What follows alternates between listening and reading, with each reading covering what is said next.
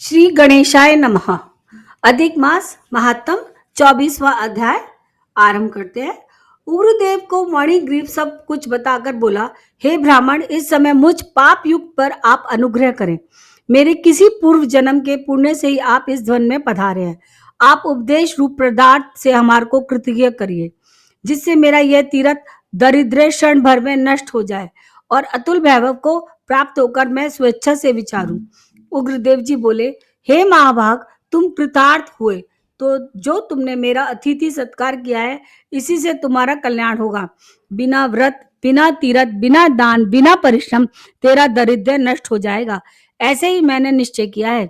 इस मास के आगे तीसरा मास पुरुषोत्तम मास है, इसलिए तुम दोनों स्त्री पुरुष यत्न के साथ श्री पुरुषोत्तम मास में भगवान की प्रसन्नता के लिए दीप दान करना, जिससे तुम्हारा यह दरिद्र मूल महित नष्ट हो जाएगा। तिलों के तेल से दीपदान करना, ऐश्वर्य होने पर घी से करना। इस समय इस वन में बसते हुए तेरे लिए दूसरा कोई उपाय नहीं है।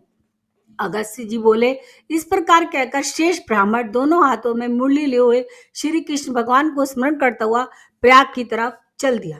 2 महीने व्यतीत होने पर जब श्री पुरुषोत्तम मास आया, तब गुरु भक्ति में तत्पर दोनों स्त्री पुरुष उस मार्ग में दीपक दान करने लगे। आलस्य रहित वे दोनों ऐश्वर्य के लिए ईगुदु के तेल से दीपक जलाने लगे और इसी प्रकार सारा पुरुषोत्तम मास बिताया। उग्रदेव की कृपा से अंतकरण को शुद्ध करके अंत में मरण को प्राप्त हो स्वर्ग को गए और वहां के सब भोगों को भोग कर उग्रदेव की कृपा से वे दोनों श्रेष्ठ जन्म को प्राप्त हुए।